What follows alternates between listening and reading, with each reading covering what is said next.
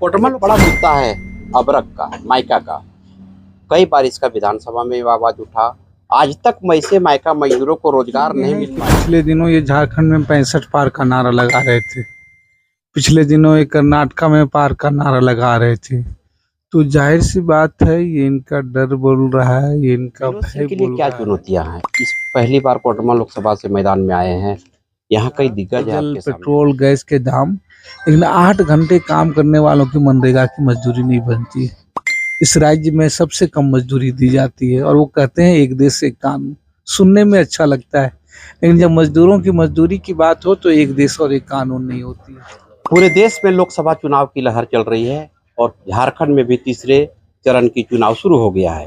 नामांकन की प्रक्रिया भी समाप्त होने के कगार पर है।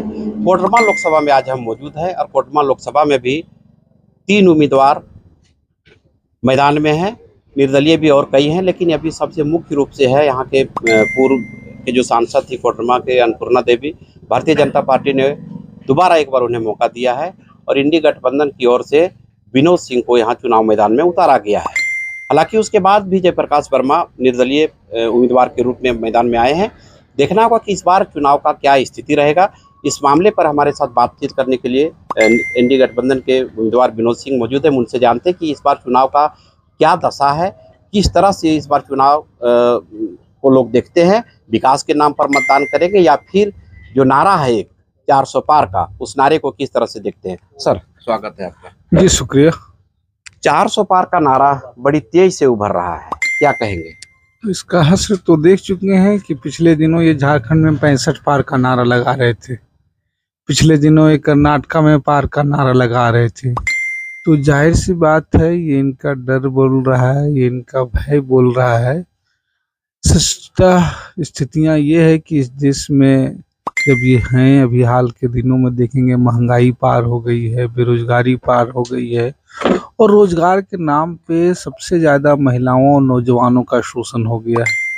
तो लोग जनता हुए और जब जब भी इनका पार का नारा लगा है तो आपने देखा है कि वो फ्लॉप हुआ। और जहां लोगों ने कमर कस लिया है, जहां लोगों ने एक जवाब ढूंढ लिया है, तो इस बार अगर आप देखिएगा पूरे देश भर में भारतीय जनता पार्टी के खिलाफ तमाम न सिर्फ बड़े राजनीतिक दल, छोटे मोटे तमाम सामाजिक समूह जो हैं वो इस बात का ले रहे हैं।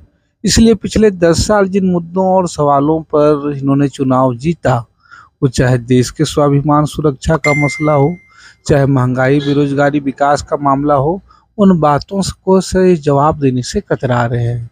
तो जब जमीन पे गांव में जनता सवाल कोई और पूछ रही हो और उस सवाल के पास आपके पास उत्तर नहीं हो, तब आप इस तरीके के भ्रांतिपूर्वक नारे गढ़े दिया जाते हैं ताकि असली सवालों को, असली आवाज को जो है वो छुपाया जा सके। सच्चाई यही है कि आज लोग सवाल पूछ रहे हैं। नामांकन कार्यक्रम में बगोदर के पूर्व विधायक उन्होंने एक शब्द कहा था कि क्या अगर कोटरमा लोकसभा से विनोद सिंह को जिताते हैं तो किस जगह पर उन्हें बैठाएंगे।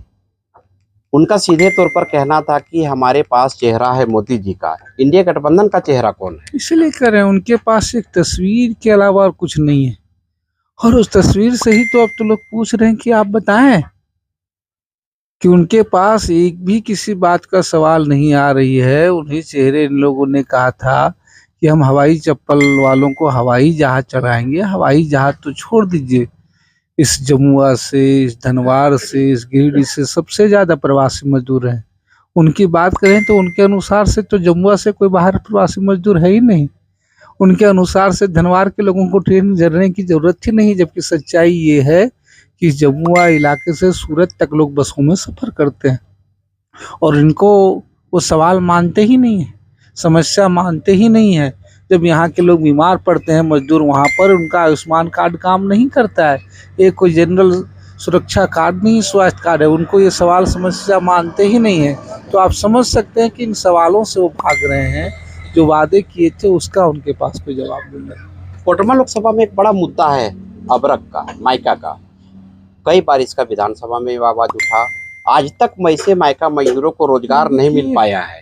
सबसे बड़ी बात तो ये है कि पिछले 10 सालों में अगर आप पिछली बार अगर देखिए कि देश की जो भी संपत्तियां होती थी, लोग इसलिए याद करते हैं इस देश को 75 सालों का विरासत है कि एक एक करके वो कोयला हो, लोहा हो, बैंक हो, तमाम जो निजी शिकंजे में थे उनको सार्वजनिक उद्योग के रूप में घोषित किया गया, पब्लिक सेक्टर यूनिट के बनाया गया। लेकिन ये जो पिछले 10 साल जो रहे हैं मोदी के शासनकाल के, ये देश के सार्वजनिक संपदाओं को भी निजी घरानों के निजी हाथों के लिए बेच रहे हैं और बहुत स्पष्ट है, साफ पॉलिसियां हैं। बड़े उद्योग धंधे लगाने हों, बड़े घरानों के लिए हों तो उनके लिए सिंगल विंडो सिस्टम है।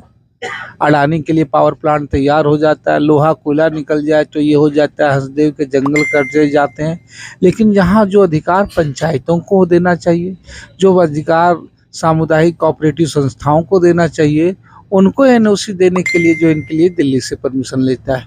जबकि पहले के अगर आप कुछ नहीं करने में कि जंगल जमीन के इलाके में बड़े लोगों को भी फैक्ट्री लगानी होती थी उद्योग में, तो ग्राम सभा का परमिशन होता था। उनके लिए सारी सुविधाएं खत्म कर दी। आनी ये सरकार, जिस भारतीय जनता पार्टी कभी मानी जाती थी छोटे दुकानदारों की, छोटे व्यापारियों की पार्टी है, आज वो बड़े कारपोरेट घरानों की पार्टी है। और इसलिए आप देख रहे हैं इलेक्टोरल बॉन्ड से ही स्थिति स्पष्ट हो रही थी कि जो स्विस बैंक का खाता दिखाने की बात कर रहे थे वो अपना ही खाता दिखाने में आनाकानी कर रहे थे। विनोद सिंह के लिए क्या चुनौतियां हैं? इस पहली बार कोडरमा लोकसभा से मैदान में आए हैं, यहाँ कई दिग्गज है आपके सामने में। विनोद सिंह के सामने कोई चुनौतियां नहीं है। विनोद सिंह, इंडिया गठबंधन, तमाम हमारे कांग्रेस, राजद, झारखंड मुक्ति मोर्चा, तमाम जो सहयोगी दलों के लोग हैं वो कोडरमा की आवाज़, कोडरमा चुनौतियां उनके सामने हैं, सवाल उनके सामने हैं कि 5 साल पहले जितनी आकांक्षाओं के साथ उन्होंने लोगों से उम्मीदों से वोट लिया है, 5 सालों में गिरिडीह की सबसे आकांक्षाओं में चोट किया है। प्रधानमंत्री ग्राम सड़क योजना में सबसे ज़्यादा कटौती हुई, प्रधानमंत्री आवास में सबसे ज़्यादा कटौती हुई। आज भी गिरिडीह के इलाके के कोडरमा के 350 से ज़्यादा गांव सड़क जो है से जो वंचित हैं, और माइका हो या फिर कृषि उद्योग हो या बालू, तमाम पॉलिसियां जो है पंचायतों को हतोत्साहित करने के लिए बनाई गई है। और पिछले दिनों राज्य सरकार ने एक कोशिश भी की, तो उस कोशिश को नाकामयाब करने की कोशिश की गई केंद्र के द्वारा।